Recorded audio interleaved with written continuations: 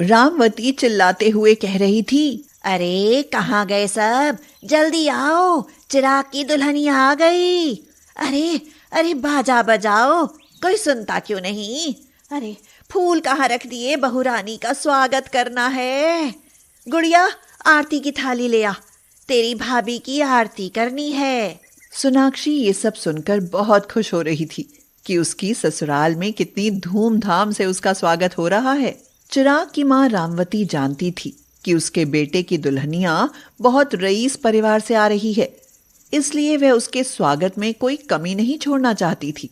रामवती सारी रस्में करने के बाद सोनाक्षी को अंदर ले जाने लगी।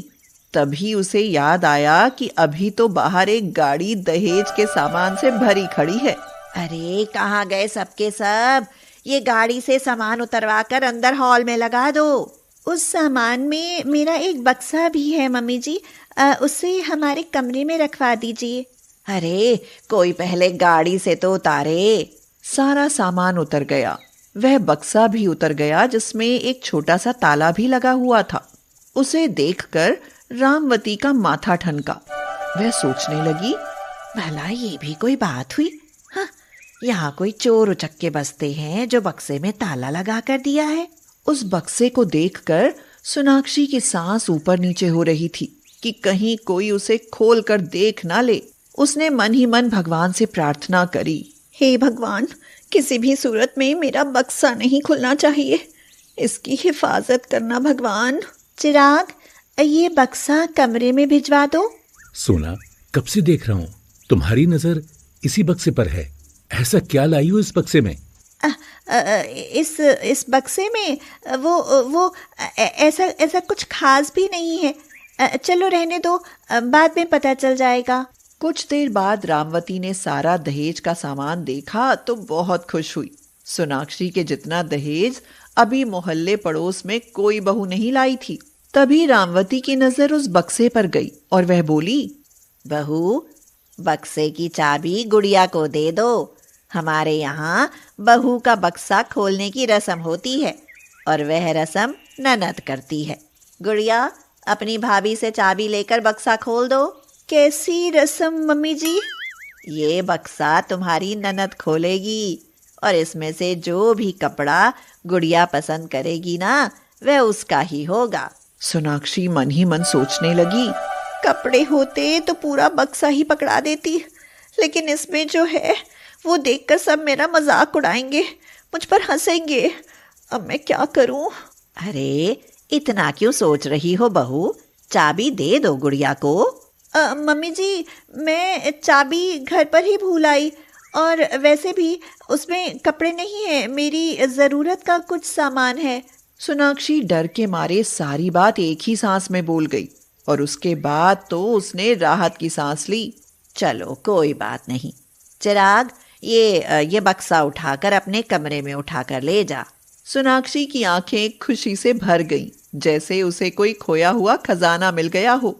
जब सोनाक्षी अपने कमरे में गई तो सबसे पहले उसने वह बक्सा अलमारी के ऊपर छिपा कर रख दिया।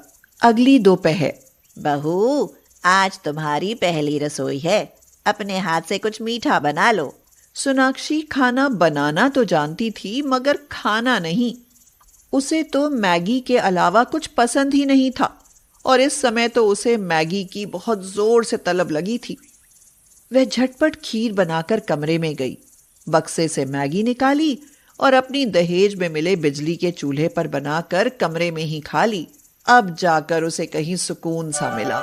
उसके बाद वह रसोई घर में गई और सबके लिए खाना बनाकर परोस दिया। सोना, तुम्हारा खाना कहाँ है? तुमने अपनी थाली नहीं लगाई? वो दरअसल मुझे भूख नहीं है, आप लोग खाइए, मुझे जब भूख लगेगी तो मैं खा लूंगी। इस तरह दिन सप्ताह बीतने लगे। सोनाक्षी किसी को खाना खाती नजर ही नहीं आती। एक दिन रामवती गुड़िया से बोली, अपनी भाभी से कुछ सीख ले, वह बेचारी पूरे दिन काम में लगी रहती है, खाना भी पता नहीं खाती है या नहीं, फिर भी मजाल जो शरीर में जरा भी आलस हो। और एक तू है, पूरे दिन खाती है, फिर भी तुझे काम करने के नाम से ही थकान हो जाती है। माँ, बात में कुछ राज है। कैसा राज? हम लोग भाभी को कभी खाना खाते नहीं देखते, लेकिन उनके कमरे से हमेशा खाने की खुशबू आती है। ये बात तो है गुड़िया, लेकिन चिराग भी ऑफिस से खाली हाथ आता है, तो वो कमरे में क्या खाती होगी? माँ, हमें भाभी की निगरानी रखनी पड़ेगी। देखना पड़ेगा कि वे रसोई से कब, क्या और कितना खाती हैं। भला इतने दिन कोई बिना खाना खाए इतना चुस्त कैसे हो सकता है? और देखो, उनके शरीर में जरा भी कमजोरी नहीं है। उस दिन के बाद वो दोनों माँ बेटी घर में रोटियां गिन कर रखने लगी, लेकिन ताज्जुब था कि उनके घर में खाने का कोई भी सामान जरा भी कम ही नहीं होता। एक दिन गुड़िया ने खिड़की की दरार में से झांक कर देखा कि सोनाक्षी ने अलमारी के ऊपर से बक्सा उतारा। उसके बाद उसने क्या किया, कुछ दिखाई नहीं पड़ा। सोनाक्षी मैगी खाकर सबूत मिटा चुकी थी, लेकिन जब दरवाजा खोलकर कमरे से बाहर निकली तो उसने जोर से डकार ली। रामवती और गुड़िया को बाहर खड़े देख वह डर गई। अरे बहू, ये रंग कैसे उड़ासा है? और कहीं तुम्हारा पेट तो खराब नहीं? बिना कुछ खाए डकारे मार रही हो। चलो खाना खा लो। नहीं मम्मी जी, भूख नहीं है। सोनाक्षी जल्दी से रसोई समेटने में लग गई। एक दिन गुड़िया ने फिर से दरवाजे की दरार से देखा कि सोनाक्षी ने अलमारी के ऊपर से वही बक्सा उतारा है, लेकिन उसके बाद वह उसमें क्या करती है कुछ दिखाई नहीं पड़ा। मन में बहुत से सवाल उठे कि ऐसा इस बक्से में क्या है जो खत्म होने का नाम ही नहीं लेता। कहीं कोई जादू वादू तो नहीं? जादू सोचते ही गुड़िया का तो दिमाग झंझना उठा और वह दौड़कर रामवती के पास पहुंची और बोली, माँ, मानो या ना मानो, भाभी के बक्से में जादू है, वरना बिना तले भुने पकाए भाभी क्या खा सकती हैं? अब तो मुझे भी डर लगने लगा है गुड़िया, कहीं बहू कोई जादूगरनी तो नहीं? हाय माँ, भैया से भी पूछो उस बक्से में क्या है। पागल हो गई है क्या? उसे लगेगा कि मेरी उसकी बीवी के दहेज पर नजर है। चल एक काम करती हूँ, बहू को कुछ देर के लिए कहीं भेजकर उसका वो बक्सा खोल कर देखती हूँ। हाँ, पर उसकी चाबी तो भाभी मायके में बताती है। झूठ बोलती होगी, वरना रोज बक्सा उतार कर उसमें क्या करती होगी? इसके पर्स में होगी, ढूंढना पड़ेगा। एक दिन सोनाक्षी के पेट में बहुत तेज दर्द उठा। उस समय चिराग घर में ही मौजूद था, इसलिए वह तुरंत उसे अस्पताल ले गया। अब रामवती और गुड़िया के पास अच्छा मौका था बक्सा खोलने का। उन दोनों ने सब जगह चाबी ढूंढी, लेकिन चाबी सोनाक्षी के मेकअप बॉक्स में मिली। गुड़िया ने बक्सा उतारा। रामवती ने बक्सा खोला तो देखा कि उसमें तो मैगी है। क्या? मैगी? सत्यानाश! खोदा पहाड़ निकली चूहिया। भला मैगी भी कोई इतने जतन से ताले में छिपा कर रखता है क्या? तभी सोनाक्षी आ गई और अपनी पोल पट्टी खुलते देखकर चौंक गई। वह कहने लगी, वो आपको मैं बताने ही वाली थी कि अब सारा माजरा समझ आ गया बहू। जिस बक्से को हम जादू का पिटारा समझते थे, वह तो मैगी का भंडार है, और ये सब तो मायके से लाई थी। तभी तो कहूँ कि बहू रानी खाना क्यों नहीं खाती? क्या तुम्हें यहाँ मैगी नहीं मिलती? मम्मी जी, मुझे माफ़ कर दो। दरअसल मैं मैगी की बहुत दीवानी हूँ, इसके बिना मैं बिल्कुल नहीं रह सकती। मेरी मम्मी ने कहा था कि मैं मैगी खाना छोड़ दूँ, वरना ससुराल वाले मुझे कामचोर समझेंगे और दुनिया भर की बातें सुनाएंगे। इसीलिए मैं मैगी इस बक्से में छिपा कर लाई थी कि किसी को पता नहीं चले कि मैं हद से ज़्यादा मैगी खाती हूँ। लेकिन सोना, अब तुम्हें मैगी छोड़नी पड़ेगी, क्योंकि इसकी वजह से डॉक्टर ने तुम्हारी आंतों में सूजन बताई है। अगर मुझे पता होता कि मेरी बहू रानी मैगी की दीवानी है, तो भला मैं उसे खाने के लिए क्यों मना करती? आखिर बहू भी तो मेरी बेटी है। बेटी, जब मन करे तब खाना, लेकिन इतना कि शरीर को नुकसान न दे, और छिपा कर तो बिल्कुल भी नहीं। मम्मी जी, आप कितनी अच्छी हैं। हमेशा खुश रहो बहुरानी, मैगी की दीवानी। एक दिन रिया को रास्ते में उसे अपने पुराने मकान मालिक की बेटी अर्पिता दिखाई दी। तो रिया ने कहा, दीदी नमस्ते। अरे रिया, तुम यहाँ कैसी हो? मैं ठीक हूँ दीदी। दीदी तुम्हें पता है मेरी मम्मी मर गई। अर्पिता एकदम से हैरान और परेशान होकर उसे देखती रही और बोली, ये क्या कह रही हो रिया? हाँ दीदी, मम्मी मर गई। क्या हुआ उन्हें? ऐसा कब हुआ? शायद वह नहीं जानती थी कि यह बात कैसे बतानी चाहिए। वह मायूसी से बोली, दीदी मम्मी को पीलिया हो गया था। क्यों रिया, इलाज नहीं कराया मम्मी का?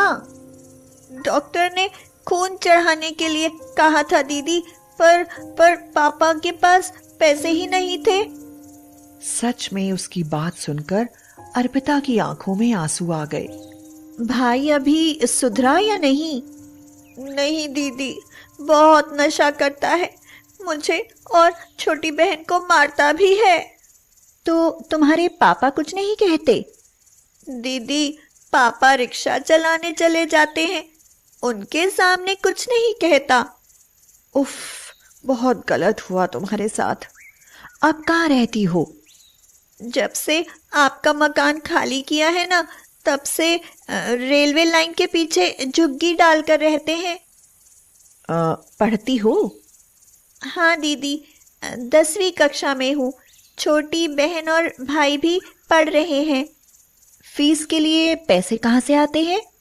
दीदी सुबह स्कूल चली जाती हूँ, दोपहर में घर का काम करती हूँ और शाम को कुछ घरों में झाड़ू पोछा कर लेती हूँ। कुछ पापा भी कमाते हैं, सब खर्चा निकल आता है। अच्छा, अभी चलती हूँ, अभी देर हो रही है, जब समय मिले घर आना। रिया घर आ गई। आकर घर का काम किया। जब उसे कुछ समय मिला तो वह बैठकर अपनी छोटी बहन को बताने लगी, प्रिया आज पता है अर्पिता दीदी मिली थी। अच्छा दीदी, जब से शादी हुई है तब से देखा ही नहीं उनको। पता है बहुत बड़ी वकील बन गई है दीदी। रिया का भाई कुणाल बोला, उठ खड़ी हो, चाय बना। मैं थक गई हूँ, मुझसे नहीं बनेगी, अभी थोड़ी देर बाद बना दूंगी। कुणाल ने उसके बाल खींचकर उसे उठाया और बोला, मना करेगी मेरे काम को? रिया रोने लगी और कहने लगी, मम्मी होती तो तुम ऐसा कभी नहीं करते भैया। मैं स्कूल जाती हूँ, घर का काम भी करती हूँ, दूसरों के घर भी झाड़ू पोछा करने जाती हूँ और तुम मुझे फिर भी मारते हो। आने दो, आज पापा को तुम्हारी सारी शिकायत करूंगी। पापा की बेटी, जब तूने जुबान खोली तब देखना।